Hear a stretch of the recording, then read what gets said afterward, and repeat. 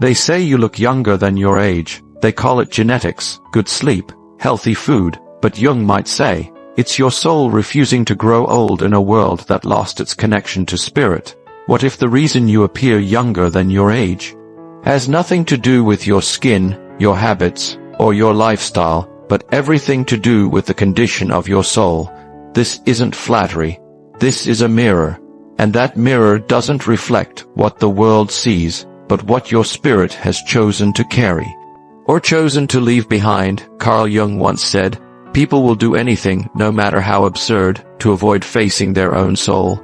But what if you didn't avoid it? What if you looked your soul directly in the eye and made peace with it? That peace might be the very thing keeping time from carving its mark too deeply upon your face. Looking young in an aging world is more than appearance. It's rebellion, not of vanity, but of vitality. It is the soul declaring, I have not surrendered to the dead weight of the collective persona. Jung believed that the psyche contains both conscious and unconscious forces. When we repress our inner truth, when we reject the child within us, we age prematurely because we are burdened with unlived life. That burden shows in the eyes, in the posture, in the fatigue of someone who has denied their authentic self for too long. But when you reconnect with that inner child not as a phase, but as an eternal part of your being, something miraculous happens. You don't just smile more, you light up from the inside, and that light makes the body glow, the skin relax, the eyes shine. You are not appearing young. You are remembering youth as an energetic signature, as a psychic quality, not a number. The world conditions us to believe that aging is linear, inevitable, decayed, driven. But Jung taught that the psyche is not bound by linear time. It is cyclical. It moves in spirals, through seasons of birth, death, and rebirth. If your spirit has refused to die, if you've endured dark nights, but kept your inner spark alive, then your appearance becomes a reflection of that inner fire, and people notice. They say, you don't look your age. But what they really mean is, you haven't become bitter. You haven't collapsed into conformity. You haven't given up. This is not naivety. This is individuation, Jung's term for the lifelong journey of becoming who you truly are. Those who stay young in spirit are not without pain. They have simply transmuted it. They have faced the shadow, made peace with the rejected parts of themselves, and emerged whole. And wholeness is radiant. We are taught that growing older means becoming more serious, more rigid, more predictable. But the truly awakened soul becomes more fluid with age, more curious, more in tune with wonder, like a child but not childish, like an elder but not heavy. This paradox is what creates youth in old age, and weariness in those who are still young. Jung believed that when we cut ourselves off from the unconscious, when we ignore our dreams, our symbols, our inner dialogue, we fall into spiritual death. And the body, ever loyal to the soul, reflects that death. But when we engage the unconscious, when we dance with the unknown, when we allow mystery to be our teacher, we become psychically alive. And life has a way of staying on the skin. Because youth, as Jung might say, is not a stage. It is a frequency. It is the vibration of one who has chosen to live inwardly true, rather than outwardly acceptable. Think of the faces of those who have done deep work. Not cosmetic work, inner work. Their features soften, their energy feels timeless. You cannot place their age, because they are not playing the game of age. They are living in soul time, in myth time, in dream time, the kind of time that doesn't count wrinkles, but counts awakenings, doesn't tally birthdays, but initiations. And if you've heard it said about you, you look so young for your age, perhaps it's time to stop brushing it off. Perhaps your appearance is a message, a reflection of your refusal to die spiritually, a sign that you are one of the few who still carries the ember of the original flame. But here's the paradox, that youth comes with a cost. Because to appear young in an aging world means you haven't followed the path they gave you. It means you've deviated from the norm, rejected the easy scripts, questioned the rules, and such questioning is the first sign of awakening. When the world said, grow up, you asked, what does that mean?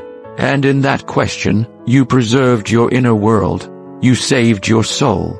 Jung said, in every adult there lurks a child, an eternal child, something that is becoming, is never completed, and calls for unceasing care. If you've cared for that inner child, if you've listened to its whispers, nurtured its wonder, and protected its sacred play, then you have stayed close to your essence, and essence does not age, ego does. Persona does, but essence remains untouched by time, so when someone says, you seem younger than you are, they're not seeing your body, they're seeing your refusal to betray yourself. They are seeing the alignment between your inner and outer world. They are witnessing the strength it takes to carry innocence into adulthood without letting it be crushed. That innocence is sacred. It's not childish. It is divine, and only the courageous preserve it. Only the awakened protect it, because the world will ask you to sacrifice it in exchange for acceptance. And most people do, but not you. You stayed soft. You stayed open. You allowed grief to pass through you without turning to stone. And that softness, that flexibility of spirit, is why you still radiate. Jungian youth is not about holding on to time. It's about releasing what isn't you. It's not about resisting age. It's about welcoming transformation without becoming rigid. In dreams, Jung noticed, the self often appears not as an old man but as a child, a divine child, symbol of potential, of renewal, of eternal becoming. So if you are aging, but others say you are glowing, perhaps your soul is dreaming itself awake. And that dream cannot be measured by numbers, because the truly awakened don't just stay young. They transcend age altogether. They become timeless, and in that timelessness, they become whole. They say age brings wisdom. But wisdom does not come from years. It comes from courage. The courage to meet the parts of yourself that others taught you to hide. And perhaps that is why you look younger than you are, because you didn't repress the shadow. You walked into it. Carl Jung warned that we are not harmed by what we know, but by what we have refused to know. The shadow self, the unconscious, repressed aspects of our psyche, does not disappear simply because we ignore it. It waits, and if it is not integrated, it leaks out, through bitterness, through projection, through aging that isn't biological but psychological. The face begins to mirror the unspoken. Lines deepen, not only from time, but from tension. From resistance, from wearing masks for far too long. But those who have done the shadow work, they soften, not because life has been easy, but because they stopped resisting themselves. You see, many people age under the weight of pretended identities. They become tired from maintaining personas that no longer fit. The corporate warrior, the self-sacrificing parent, the smiling friend who never says no. Each role costs energy. Each mask disconnects us from our essence. And over time, that disconnection shows. But when you dare to drop the mask, when you stand naked in front of your own soul, you begin to heal, not just emotionally, but cellularly. Jung believed that healing begins the moment we bring the unconscious into consciousness. When you confront the grief you swallowed, when you listen to the anger you denied, when you honor the fears that shaped you, you become whole again. And wholeness doesn't just feel light, it looks light. People call it a glow, but it's not skin deep, it's soul deep. It's what happens when your inner world is not at war with itself. Most people live in silent civil wars. Parts of them hate other parts. The achiever hates the lazy one. The spiritual one hates the sensual one. The adult shames the child, and this war is exhausting. It drains vitality. It kills joy, and that decay shows on the surface. But when you unify these parts, when you integrate the orphaned voices inside, you become one. And in that oneness, something miraculous happens. Your energy returns. Your body responds, because you are no longer fractured. You are no longer leaking life force into suppression. You are whole, and wholeness has a look. It cannot be faked. It cannot be bought. It radiates. That radiance is youthfulness. Not because you are clinging to youth, but because you've freed yourself from false maturity. The kind of maturity that kills play, kills joy, kills tears, kills vulnerability. Jung taught that maturity is not about becoming serious. It's about integrating opposites, being both grounded and wild, both sacred and messy, both adult and eternal child, That balance is what keeps the soul alive, and when the soul is alive, the body reflects it. So if people say you look young, ask yourself, have I made peace with my darkness? Have I befriended my fear? Have I allowed my shadow to sit beside me, rather than behind me? If so, your appearance is not a coincidence. It is confirmation. Confirmation that you have transmuted judgment into compassion, self-hate into presence, guilt into grace, and that transmutation is the philosopher's stone of the psyche, turning lead into gold, turning burden into beauty, turning repression into rejuvenation. The shadow, when unowned, poisons us, but when welcomed it fuels us. It becomes energy, vitality, authenticity, and authenticity is the antidote to aging, because it brings you into the present, fully, without apology, without performance, and in the present you are not your age, you are your essence. The child in you still laughs, the elder in you still prays, the artist in you still creates, and all of them dance together. Within the same skin, Carl Jung said, wholeness is not achieved by cutting off a portion of one's being, but by integration. So many age by subtraction, they lose their playfulness, their wildness, their softness, but you have aged by integration. You have kept your edges, your colors, your curves, your contradictions, and in doing so, you've kept your youth, not because you denied time, but because you honored truth. Truth that says you are many things, and all of them are sacred. The world wants to put you in a box. Are you mature or playful, grounded or free, serious or spontaneous? But the awakened soul answers, yes. I am all of it, and more, and that more is what makes you hard to label, hard to define, hard to age, because you don't fit the story. You are writing a new one, and every line of that story glows. Because it's honest, because it's real, because it's you, fully. Jungian psychology does not promise escape from life. It offers return to the self, to the soul, to the sacred dance of duality. So when they say, you look amazing for your age, perhaps the real compliment is you have not abandoned yourself. You have returned to the pain, to the joy, to the silence, to the mess, and in that return, you became radiant, because nothing is more beautiful than someone who has embraced their own shadow and smiled anyway. There is a timelessness in those who have refused to go numb, a brightness not born of skincare, but of soul care, a softness that doesn't come from luxury but from feeling deeply. In a world that worships control, you chose feeling. You chose to cry when it hurt. You chose to laugh when it was forbidden. You chose to love when it was dangerous, and that choice to stay emotionally alive is why you appear younger than your age. Carl Jung taught that neurosis is always a substitute for legitimate suffering. Most people avoid the fire, they choose suppression over truth, denial over discomfort, and in doing so, they age, not from time but from compression. The body holds the emotions we do not express. Grief becomes weight in the chest. Anger becomes tension in the jaw. Fear curls into the spine, and the face becomes a canvas of everything unspoken. But when you choose to feel, when you allow yourself to grieve, rage, long, and love, you do not accumulate weight. You release it. You do not carry the decades. You move through them. Your skin reflects not the absence of pain, but the presence of process. You're not untouched. You're unblocked. You have cried the tears that others swallowed. You have screamed the screams they silenced. You have danced when others froze, and that aliveness shows, because emotional openness is vitality. It is energy that flows instead of stagnates. You did not freeze in time. You melted through it.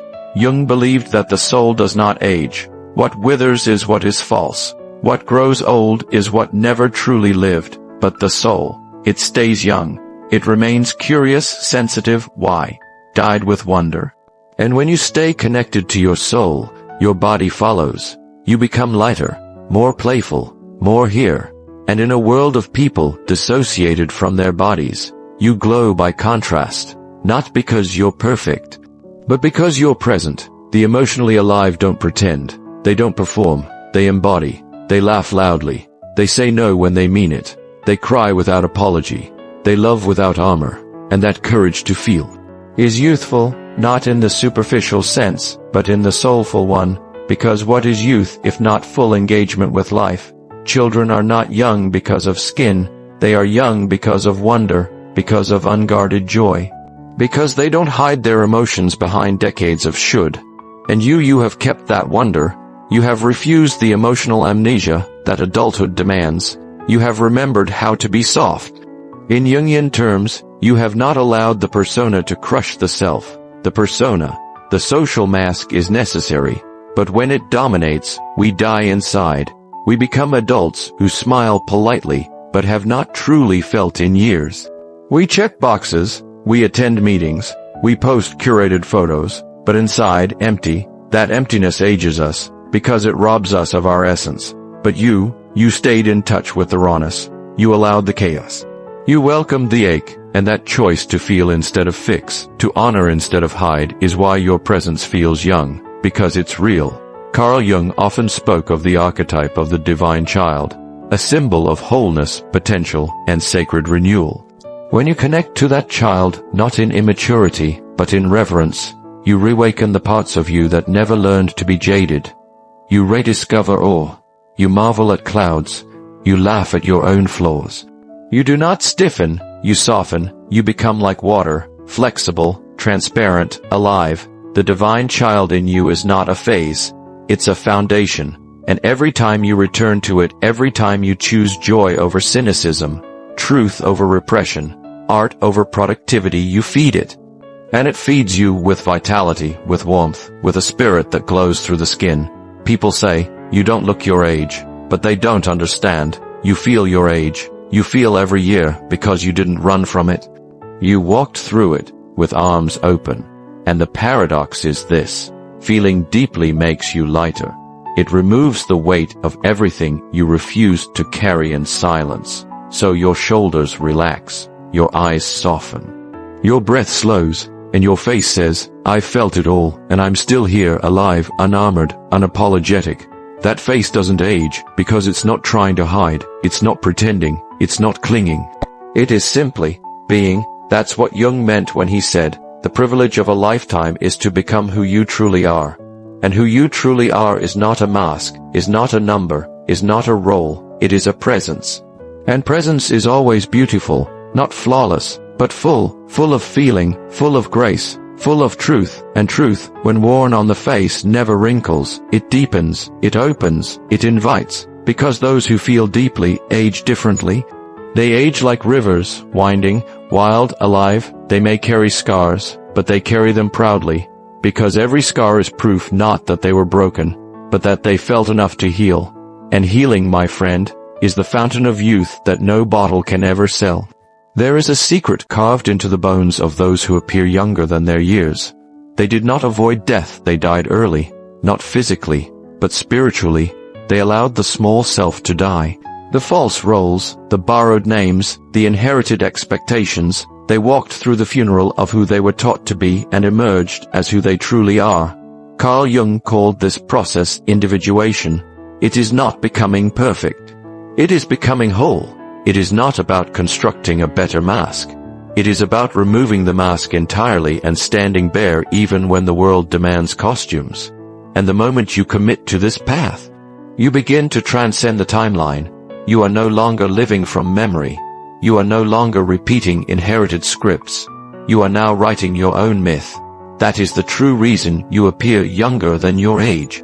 Because aging, as we've been taught, is often the accumulation of untruths. It's the sediment of unlived dreams, the erosion of authenticity, the stiffening of the spirit under the weight of shoulds. But you became soft clay again. You let life reshape you, not once but endlessly, and that softness, that flexibility, is why you still glow. You are not clinging to a past version of yourself. You are not afraid of becoming. You have made peace with the shedding, because each shedding makes you more you. The world teaches us to age by calcifying, build routines, build walls, build an image, but the soul wants to flow. It wants to dance, weep, fall, rise, and burn again. And when you honor that rhythm, you stop resisting time. You become timeless, not because you've escaped aging, but because you've transcended its illusion.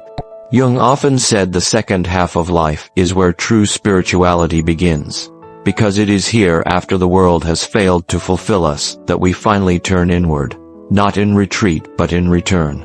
We return to the sacred, to silence, to depth, to meaning not handed to us but forged within us. And here's the paradox. Most people fear aging because they never lived. They fear wrinkles because they never smiled freely. They fear stillness because they never sat with their soul. But when you live fully, when you have wept, screamed, loved, fallen, forgiven, you do not fear the mirror. You honor it, because you see the story, and it is beautiful.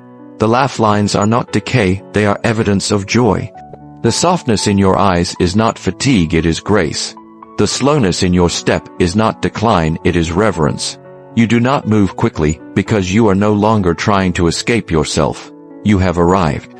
And arrival is youth. True youth is not about beginning. It is about openness. It is about presence. It is about awe. And when you keep awe alive, you keep the soul alive. And when the soul is alive, the body follows. Jung warned that when we disconnect from the soul, we become spiritually dead long before we are buried. But when we reconnect, we resurrect, and resurrection, that holy rebirth, has nothing to do with years. It is about the willingness to be new again, to not let bitterness harden the heart, to not let betrayal close the eyes, to not let disappointment steal devotion. You appear younger because you kept loving even when it hurt. You kept trusting even after loss. You kept believing in beauty even in a world that profits from despair. That is spiritual youth, not naive, not fragile, but eternal. It is the youth of the soul that has walked through fire and refused to become ash. It is the youth that sings while others calculate, that dances while others doubt, that remembers joy as the most sacred prayer, and so the face reflects it, not because it is unmarked, but because it is true. You cannot fake radiance, you cannot force presence. These are the fruits of a life lived in service to the soul. You do not look younger because you tried, you look younger because you surrendered to the mystery, to the grief, to the unspoken, to the divine. You allowed yourself to be broken open, and what spilled out was light, not the artificial light of appearances, but the subtle glow of someone who is at peace. That peace is rare, and we recognize it when we see it. It moves us, softens us, invites us to remember that aging is not loss, it is transformation. And those who have transformed inwardly, who have allowed the ego to die so that the soul may rise, they do not age like others. Because they are not carrying what others carry, they are not holding back, they are not pretending, they are not frozen in image, they are flowing in truth. This is the alchemy of Jung's work, transmutation of shadow into soul. And the soul, when embodied, cannot decay, because it is not made of time, it is made of eternity, and eternity does not wrinkle.